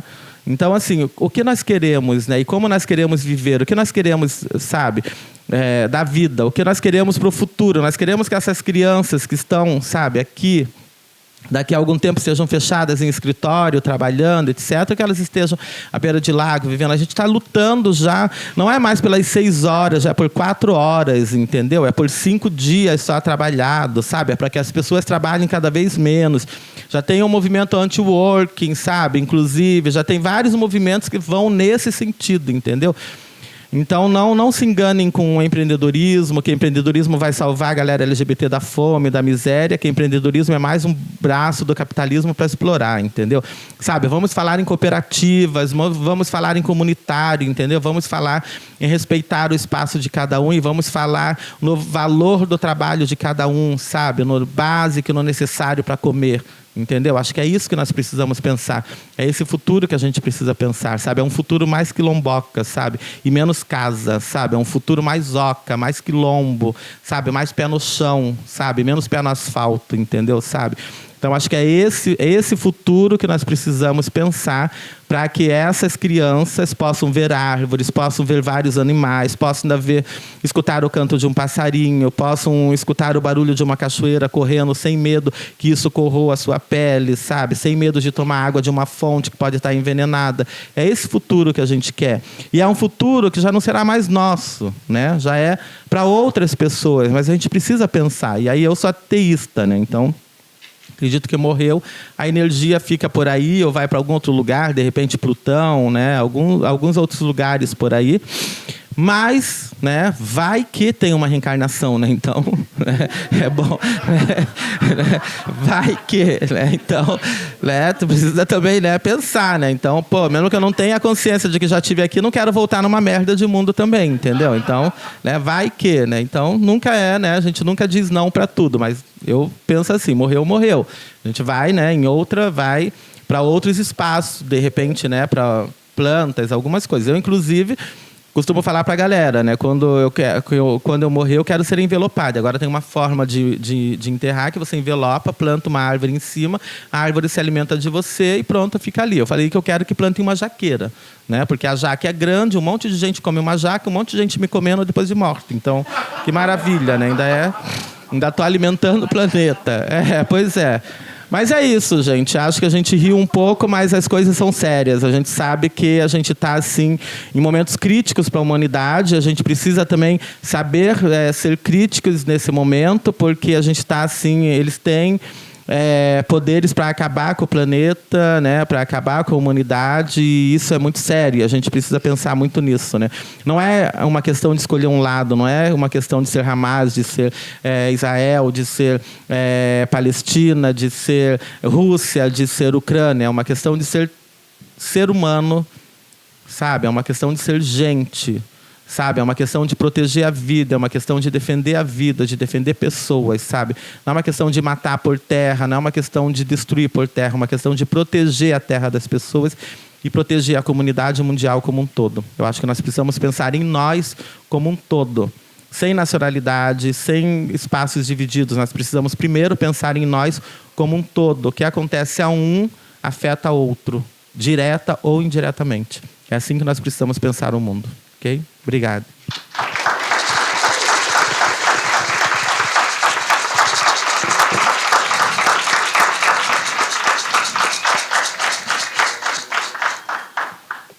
Então agora vamos, né, vir aí, abrir para conversa, né? Só para complementar, assim, a Casa NEM é um lugar também que tem acho que é um público de estudantes, professores, né? Então acho que essa conversa muito importante também, essa pergunta que você fez, né, que você fez em Dianari, que acho que o Zé também trouxe, né? Essa questão do não saber, dessa arrogância do saber colonial, né? Então acho que a gente agora ouvir também, abrir um pouco aqui para vocês. Eu vou levantar.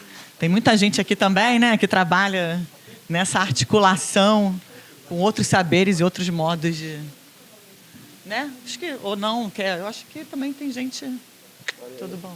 Pega esse microfone, porque aí não tem um microfone ali, vocês podem ficar com esse.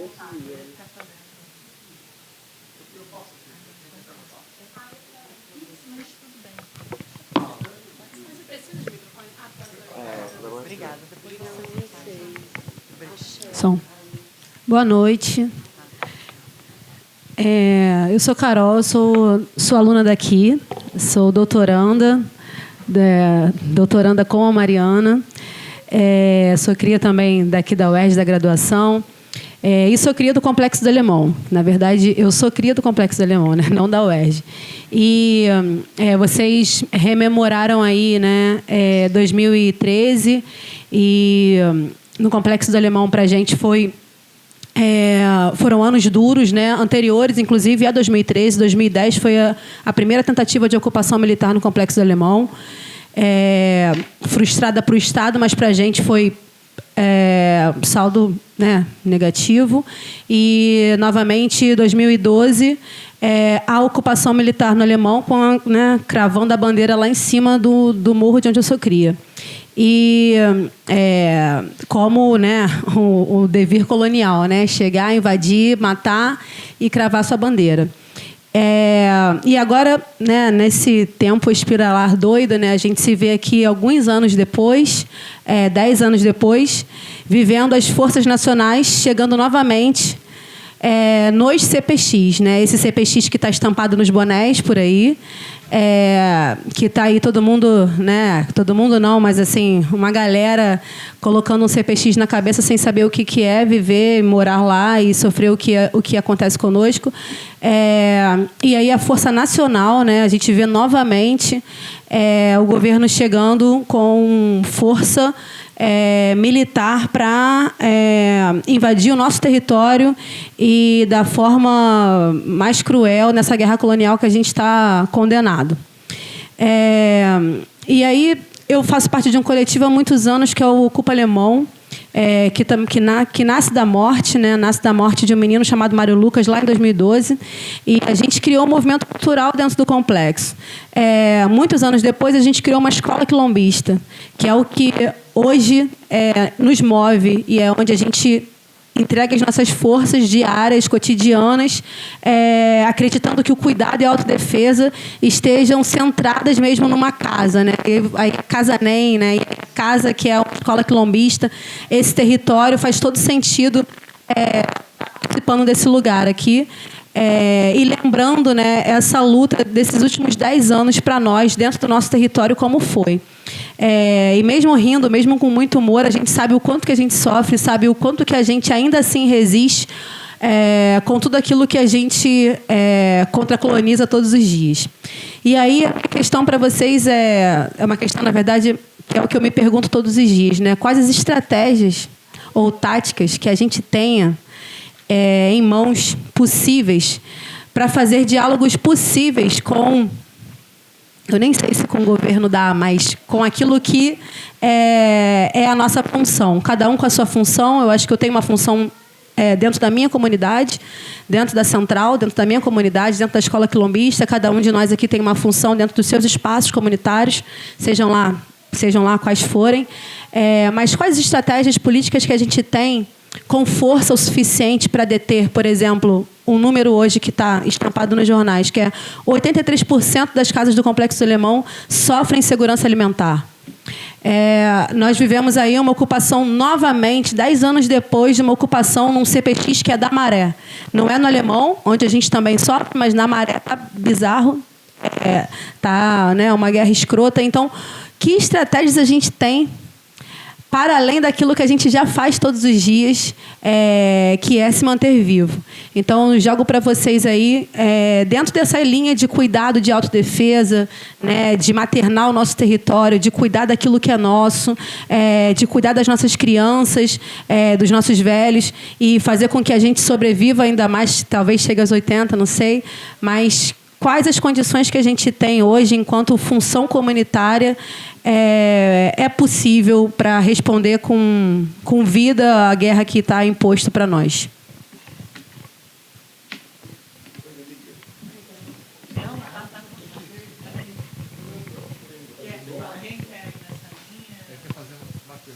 Fazer uma rodada de perguntas, né? Pode ser.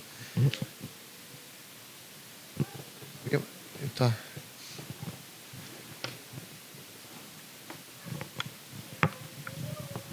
Boa noite. É interessante ver essa mesa, que me parece que houve uma virada, né, guattariana no encontro, né, porque a gente trouxe uma espécie de realidade concreta. Isso me interessa muito. Mas eu queria perguntar, criando uma espécie de, também, não uma dialética, mas um jogo entre dois campos dentro desse território DG, que a gente está aqui, né, Deleuze e Guattari, entre o céu do conceito, né, e a reprodução molecular. Como que a gente pode pensar essa coisa dos conceitos que opera como se fosse... Até achei que ele vai fazer uma revolução no evento, né? Porque a gente opera no conceito como se estivesse em algum lugar, né, iluminado, e o concreto. Então, acho que essa virada entre o concreto, né, que o céu cai, é muito interessante de pensar. Então, queria trazer também a fala de vocês em relação à cartografia que nós estamos criando aqui. Não criando uma falsa dialética de conceito e o concreto, mas como que vocês veem essas duas operações para tentar criar um diálogo dentro desse campo que parece que as ideias, por eu explicar um conceito, seria uma revolução, mas não vai acontecer nada. Então, eu queria pensar essas duas relações.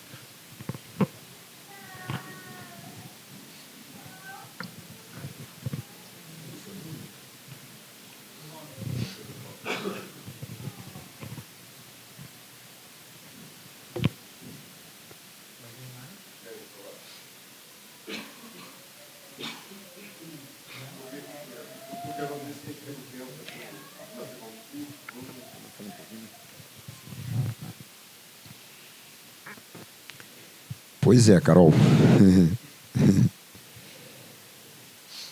Quando eu cheguei no Rio de Janeiro, para participar da Eco 92, eu não tinha ido para o Alemão ainda. Passei por Acari, ali fazendo Botafogo, já tinha um parente morando ali. E aí fui para Inhaúma. E ali estava iniciando ali algumas comunidades, inclusive a que nós temos uma organização lá, que é Parque Novo Maracá. É o Alemão pro lado do Juramento, né, ali. Então foi para além das comunidades do Acari, por ali, Coelho Neto e outras comunidades ali, fazendo Botafogo, Pedreira também. No Acari também tem pedreira, né? Também no Alemão tem pedreira também, tem pedreira em uma opção de lugares. Foi a minha primeira formação acadêmica, né? Foi nas comunidades, principalmente no Complexo do Alemão ali. Então, assumimos um espaço ali que é a primeira resistência. A gente não divulgava muito. Primeiro porque o Estado nunca cedeu aquele espaço ali.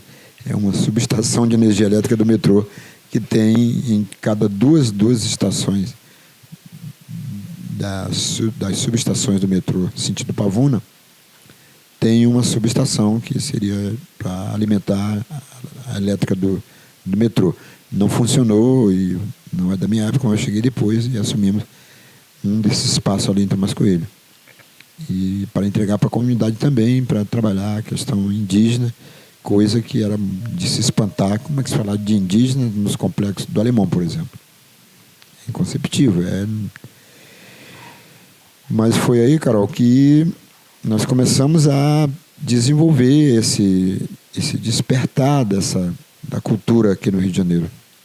Lá atrás, final de anos 90, a gente não se ouvia falar de indígenas. Eu comentava até com professores. E os professores, têm indígena no Rio de Janeiro? Eu falei, tem. A gente já ia em Angra, Paraty, nos aldeamentos em Guarani, que eu conheci Domingos, Velho Miguel, Velho João, aqueles caciques todos, que na maioria se foram já lá no encontro para falar do... Primeiro vez falava-se do clima no mundo, né? Eco 92. Então a gente começava a discutir sobre o que comentar e onde comentar. A gente se encontrava no centro da cidade e já em Tomás Coelho também fazia algumas reuniões ali no que é hoje CESAC, Centro de Étnico Conhecimento Socioambiental Cauré. Então aprendi muito nas comunidades, entro em todos os complexos. Agora a Maré, por exemplo, como você sabe, está em guerra ali, chega realmente essa força Força Nacional depois de mais de 10 anos da ocupação do alemão, e o Estado Nacional coloca aí a força de novo para ocupar o complexo da Maré, por exemplo. Mas é essa força que também nos mantém, é essa resistência que também nos dá força para continuar. Porque é muito pesado, vários parentes nossos desistiram. Muitos morreram, os mais velhos já morreram já. Mas nós temos essa força também porque sempre com o Potira, minha companheira também, e outros parentes da resistência, né? A gente mantém isso aí. Já fizeram várias perguntas para nós, por que nós não desistimos. Eu tenho até uma passagem de um grupo de jovens da UF, Federal Fluminense, já lá em Camboinhas, né, ali no canal de Itaipu, quando nós ocupamos ali também Camboinhas, o aldeamento de Camboinhas. Depois os Mbé-Guarani entregaram e foram para Maricá.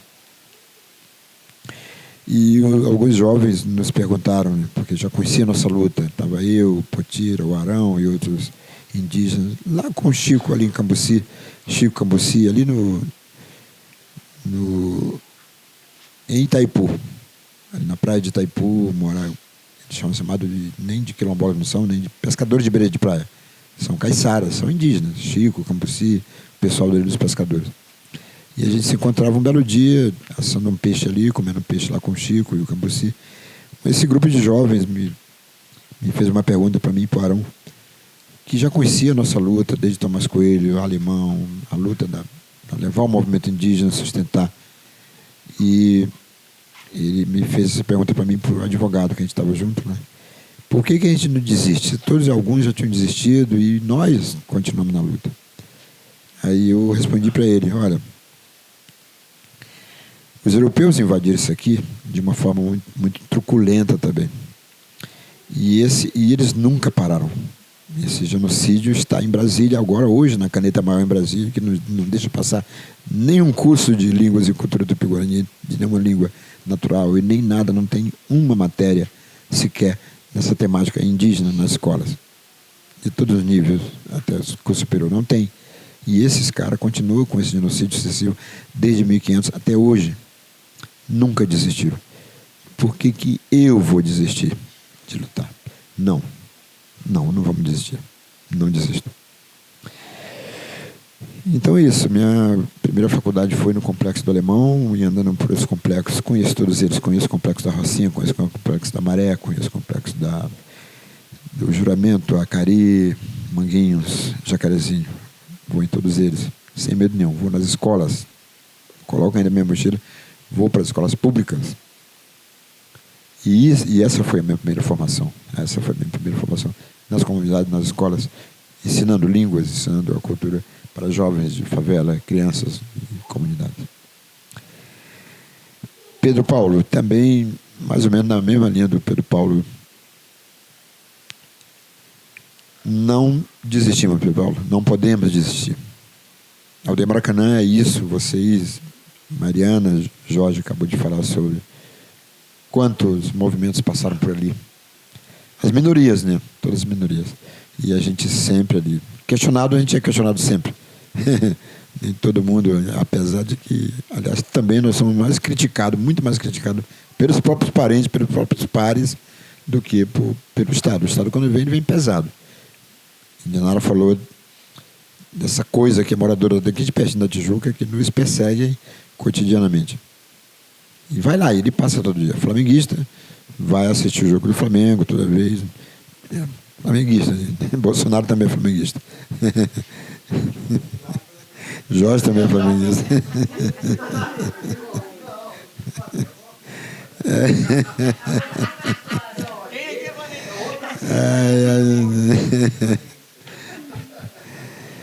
E essa perseguição é diária, cotidianamente. E algumas falas dele mesmo, do próprio Rodrigo Amorim e outros aí, tomando como questão pessoal, não vou morrer, disse Rodrigo Amorim, enquanto não tirar o aldeia Maracanã. Para além do relator do nosso processo hoje, o Alcides Martins, também fala isso e tomou como questão pessoal tirar, desarticular e retirar o aldeia Maracanã. Não podemos, Pedro, não podemos, Carol, desistir nunca. Não está no nosso vocabulário, não está na nossa intenção. Sempre isso, sempre isso.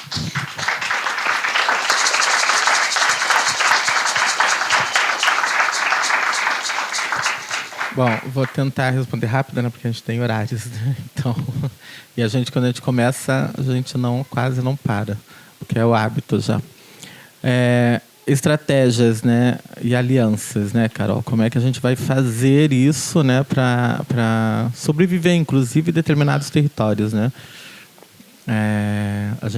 É muito complicado, né, falar dessas ocupações, porque se a gente pega, as investigações mostrarão isso, né, no futuro, né, que o assassinato de Marielle só foi condenada à morte, né, só foi assassinada porque ela se tornou relatora da ocupação militar. Marielle não foi assassinada por quê? Porque Marielle ela tinha um foco. Os outros vereadores de esquerda eleitos, etc. e tal, eles tinham vários outros focos, Tarcísio, educação, luta, blá, blá, blá. Marielle ela tinha um foco desde que ela se tornou assessora do Freixo, na primeira eleição dele. Então, assim, ela já era uma questão com as milícias assim, há muito tempo. Agora, você imagina que o filho de Bolsonaro foi eleito nos anos 80 como vereador e passou para deputado. O filho dele, o Carlos, foi eleito com 17 anos como vereador. Não sei se vocês sabiam disso, mas Carlos Bolsonaro foi eleito com 17 anos. Né? E aí ele assumiu. E essa galera toda foi entrando para a família, que é o termo que Marielle usava. Entendeu? Então ela tinha todo um trabalho focado nas famílias. Então você imagina, os filhos vão entrando, né? O outro se torna deputado, entra para um outro ramo da milícia. A milícia toma muito o Rio de Janeiro através já da política, já não é mais só luta com traficantes, etc. e tal, já é uma luta dentro da Câmara Municipal, da Assembleia Legislativa do Rio de Janeiro.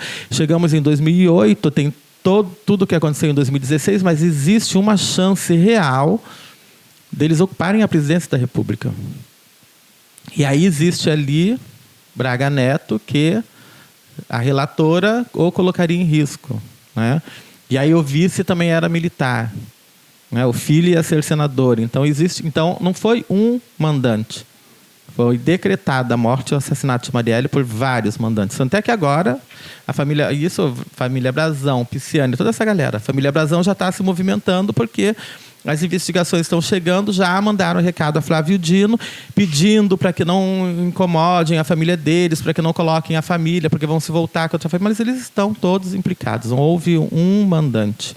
Houveram vários mandantes. Foi uma reunião mesmo de máfia, decretou-se, porque ela incomodaria. Imagina, ela viria candidata a governadora, mas também poderia vir a senadora, ou seja, já poderia tirar o lugar, né, do Flávio. Né? Então, assim, é uma questão política mesmo. Marielle foi assassinada por conta disso. Mas, voltando, para além disso, sabendo das ocupações que temos em vários territórios, e que essas ocupações não podem acontecerem, porque não foram ali que foram encontrados mais de 117 fuzis, 47, os mandantes, os assassinos, tudo isso, né? Lembrando de todas essas questões, nós devemos pressionar os nossos agora que tem lá. E agora a gente tem uma galera indígena também lá no Congresso Nacional. Agora a gente tem mulheres que já têm, inclusive, experiência no Congresso Nacional. Cocai, toda essa galera, que em alguns momentos a gente até dá uma patada, porque às vezes colocam do lado do agronegócio. Né? Mas a gente precisa usar essas alianças nesses momentos. A gente precisa usar o MST, a gente precisa usar as cozinhas solidárias, a gente precisa usar tudo isso para que 80% das casas no Complexo do Alemão não tenham segurança alimentar. Entende? Nós precisamos unir todas essas lutas, arrecadações, sabe? Fazer um trabalho comunitário, entendeu? É que entender que a insegurança alimentar que toca hoje o Complexo do Alemão, amanhã ela pode se espalhar para outro lado. Foi isso que a gente fez na pandemia enquanto a Casa Nem. A Casa Nem foi a primeira instituição no Brasil a se fechar para a Covid-19. Quando as pessoas não estavam pensando. Por quê? Porque eu venho do movimento de HIV/AIDS, da epidemia de HIV/AIDS. A gente lutou para que se tivesse antirretroviral. A gente vem de pessoas morrendo, de pessoas esquálidas. Eu tenho uma irmã que morreu de HIV/AIDS. Então, nós tínhamos toda uma questão de ou a gente se organizava e lutava pelos direitos das pessoas que estavam morrendo, entendeu? Que essas pessoas não podiam lutar, essas pessoas não podiam fazer essa luta. Então, se hoje nós temos um SUS fortalecido, se hoje nós temos direitos para as pessoas com HIV/AIDS, aposentadoria, BCP, tudo isso, LOAS, tudo que beneficia a sociedade em geral. Beneficia a sociedade em geral, melhorou o SUS, melhorou tudo isso graças à comunidade LGBT, à comunidade de prostitutas que se uniram em um momento crucial. Então eu tinha essa experiência, na Covid-19 a gente fez isso. Automaticamente no dia 11 de março eu chamei uma reunião para que a gente cancelasse todos os eventos da casa, precisavam de agentes externos, então aulas de espanhol, inglês, tudo foram canceladas. Vamos criar agora um bloqueio todo do prédio. Era um prédio em Copacabana que a gente tinha ocupado, então vamos criar todo um bloqueio agora sanitário, toda uma barreira sanitária do prédio, barracas montadas na entrada. Ó, a partir de hoje vocês vão sair, deixa a roupa na portaria, volta, limpa tudo, entra, só sai realmente se for estritamente necessário, ninguém sai. Então, assim, a gente começou todo um trabalho de arrecadação. Em abril, quando a galera mesmo dos movimentos sociais começaram a se organizar para, a coisa chegou mesmo, a Casa Nem já estava com muita comida, dinheiro na conta. Então, a gente conseguiu distribuir para uma galera no Rio de Janeiro que a gente nem achou que a gente ia distribuir. Então, era assim, chegar de madrugada com um carro, com o banner da Casa Nem no capô do carro, em uma barreira do tráfico, e o tráfico já reconhecer e saber, não, essa galera que está levando comida, não, acompanha lá, deixa passar, onde vocês vão? A gente vai em tal lugar. Então, chegar de madrugada, assim, porque a galera não podia vir. Nessa época, a gente ainda não tinha como as pessoas saírem de suas casas, era para ficar em casa. Então, a gente mantinha as pessoas em casa levando alimento, e isso começava de 8 horas da manhã e varava a madrugada dentro, assim, e fora a alimentação de rua para os moradores de rua. Era bem aquela coisa espacial, assim, você colocar roupa, capa de chuva, cobrir tudo e ir, porque a galera de rua, assim, era carro com água e a galera correndo atrás, porque o comércio estava tudo fechado. A galera de rua não podia nem tomar água do mar. Então, eles sabiam que aquele carro trazia comida, trazia roupa, trazia... Então, nós precisamos criar essas estratégias, sabe? Unir o que nós temos organizado no Brasil. Unir a Cozinha Solidária, unir MST, unir MTST, sabe? Unir essas organizações todas, sabe? Para que a gente possa dar conta dos territórios, para que a gente possa dar conta da galera quilomboca, da galera nos quilombos que estão afastadas, sabe? A gente precisa dar conta das coisas, a gente precisa se unir, sabe? Essas lutas precisam... A estratégia é essa, fazer alianças. Fazer alianças, essas são as estratégias. É aquilo que eu falei, ver uma grande bandeira, se unir como uma grande bandeira e se entender enquanto gente, enquanto povo, sabe? Respeitando-se as individualidades. Isso é igualdade com equidade. Porque equidade quer dizer isso, né? Então, a gente precisa pensar dessa maneira. Essas são as alianças que nós precisamos fazer, né? E nós precisamos derrubar o outro lado. Nós precisamos derrubar o outro lado. Miná-los, mas miná-los de uma maneira que eles tenham vergonha de ousar dizer algo. Entendeu? Nós precisamos pensar no que nós reproduzimos, né? Às vezes a gente comete alguns erros de estratégia nesse sentido. E eu já fiz isso, inclusive, né? Quando a gente reproduz, por exemplo, a mulher do Attenzione Pickpocket, né? Ela é uma de extrema direita, ela é contra, ela é xenófoba, racista, tudo isso. Tudo isso ela é, entendeu? Tudo. Inclusive, ela coloca isso para dizer que estrangeiros é que roubam, que não quer, então, no país. Né? É isso que eles não querem. Eles só querem explorar. Eles querem vir roubar. Eles querem vir serem os pickpockets, roubando a África, roubando tudo. A África agora se levanta, num levante contra os invasores. A gente nem tem que chamar eles bonitinhos de colonizadores. São invasores, ladrões, entendeu? É o que eles continuam fazendo, eles não pararam com isso.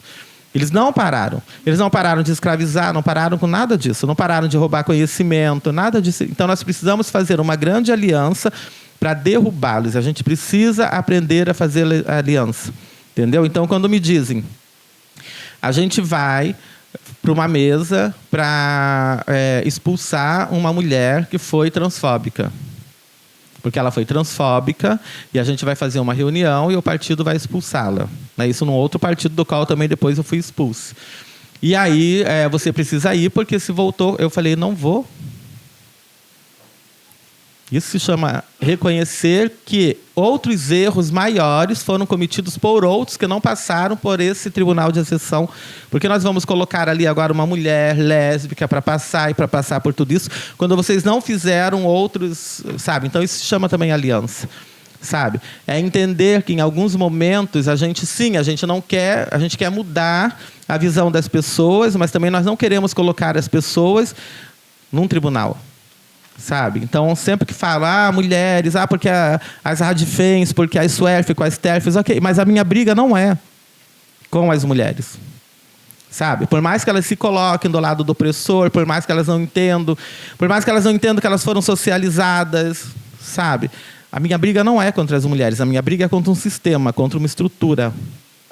Sabe? Essa é a minha briga. Entendeu? Então, quando a gente fala em céu, é isso. Para determinadas pessoas, nunca houve céu. Nunca houve céu. Entendeu? Só houve revolução, só houve luta. O nascer foi uma luta, o viver foi uma luta, o crescer foi uma luta. Nunca houve o céu. Né? De outras, ele foi tirado o céu. Né? Outras perderam seu céu. E aí tiveram que lutar, que fazer revoluções. Né? Então, como é que a gente cria isso enquanto uma pessoa LGBT de décadas, né, você tem o céu, a tua família com a qual você vai brigar e com a qual você tem que brigar, né? Em algum momento a gente fala isso que a gente vem falando. Em algum momento alguém também precisa perdoar, né? Alguém precisa entender de que foi aquela estrutura, não foi aquela pessoa, não foi aquela mulher, não foi aquela mãe, sabe? Ela te violentou, mas não foi ela, foi uma estrutura da qual ela fez parte, que ele foi também imposta, que ele foi colocada, sabe? Então, como é que você faz isso quando tem ali toda uma separação, toda uma mágoa, todo um rompimento, inclusive com uma pessoa que já não está mais aqui? Como lhe dizer, sim, eu te perdoo? Sabe? Então, é isso. Para algumas pessoas não houve céu, só houve luta, evolução e dor e sofrimento. E a gente precisa parar com isso. Nós precisamos nos curar. Nós precisamos nos curar. E não é curar o outro, nós precisamos nos curar. Nós precisamos entender qual é esse céu que nós queremos chegar, que não precisa ser luta a todo momento, que não precisa ser guerra a todo momento, sabe? Como é que nós vamos construir isso? Que eu digo que já não é mais para nós, já é para o futuro, já é para outros que virão, sabe? Porque não é mais para nós. Nós já vivemos, nós já carregamos a estrutura. Nós precisamos construir uma outra que seja mais leve, que seja mais fácil, que outras pessoas possam não precisar carregá-la, apenas vivê-la em paz. Porque é esse o nosso intuito, é a paz, é viver em paz. E acho que essa deve ser a nossa principal bandeira. Ok?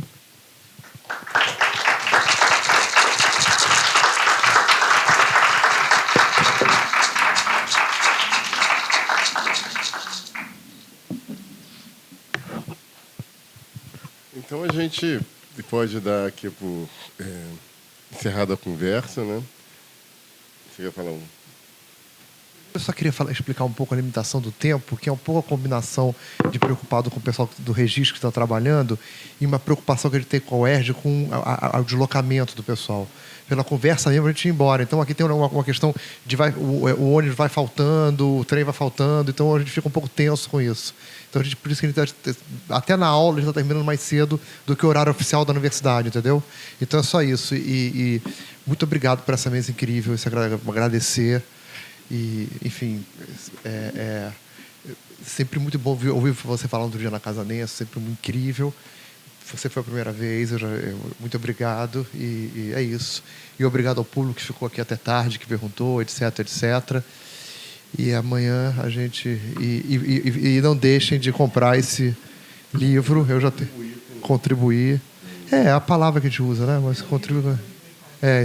exatamente. Boa noite, valeu, tchau.